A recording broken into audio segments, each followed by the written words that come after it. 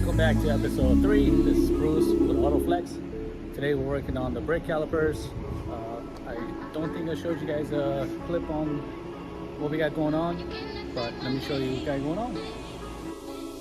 Alright, so I'm going to break down the brake system that we have going on here.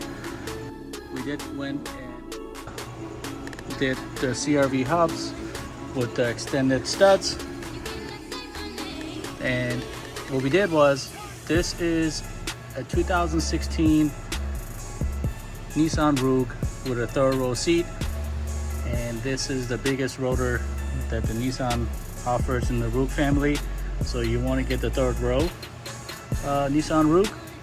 This is a CRV knuckle, and we mounted it onto the CRV hub with the extended studs, and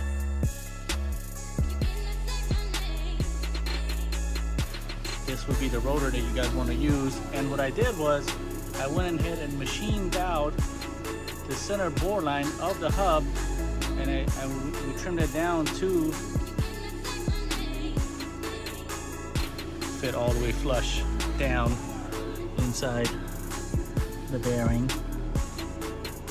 If you don't want to do it, another way you can do it is machine out the rotor, but every time your rotor gets warped or something happens, you would have to machine down the rotor each time, every time you're going to, so this could sit flush. So what we're going to do is, I got some 2013 Hyundai Genesis track 2-door coupe. These are the calipers off the Brembo, and we got some new seals for it. We rebuilt it completely, and this is the Mazda soul red color that matches obviously matches the cage and matches the engine bay.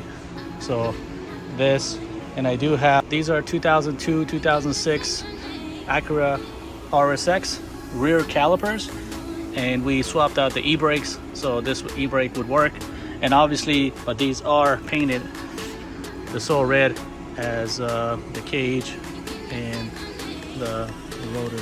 The CRV hubs, obviously, we were talking about, and what I was talking about earlier was that we machined down, I don't know if you can see it, but we machined down from there all the way there to have the bore, because the bore of the Nissan Rogue is obviously smaller than the Hondas, so we had to machine that down so the rotor would fit perfectly onto the hub. If you're going to do extended studs, it's the best time to do that, because once you take this out, you can machine it and then have them press it, do all in one at the same. All right, so the second step is, once you got the caliper, it uses the OEM location, bolt location, so which means that this would fit directly bolt on to the CRV hub. You do have to space it out. I just put this in here for testing purposes, and what happens is, once you put a spacer there, then your gap would be even on both sides. I don't know if you can tell from the video, but let's see if I can get the angles correctly. You would have to space it out to be able to center the caliper. Get some washers for this guy, so I can put the washer there.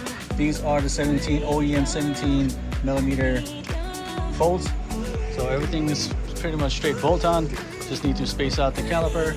So it would sit here right in the center. I do have to do the other side. It's the same step. I wasn't able to record much this weekend. I brought the dash out to be able to fit the dash. I did have a little bit of issue where the cage is actually hitting where the mount is for the dash. I do have to check to see if we can fabricate some mounts to be able to fit the dash onto here. But yeah, the dash is actually hitting where this bottom piece is on both sides. I need to figure out some mounting points to make some new brackets so I can be able to mount the dash on here. But we'll get to that part on another episode. That was what we're trying to do this weekend, and I had some issues. The vac is already done, waiting for the rotors. I do have to go ahead and order extended studs for the rear so I can get that converted out. Then I can put a spacer on there so I can space out the wheels. Those A-spec wheels are 17 by 8 and they are hitting the actual trailing arm. Let me go ahead and install the wheel for you guys and we'll go from there. So I got the wheel mounted and she's perfect. Like I said, this is the A-spec wheels.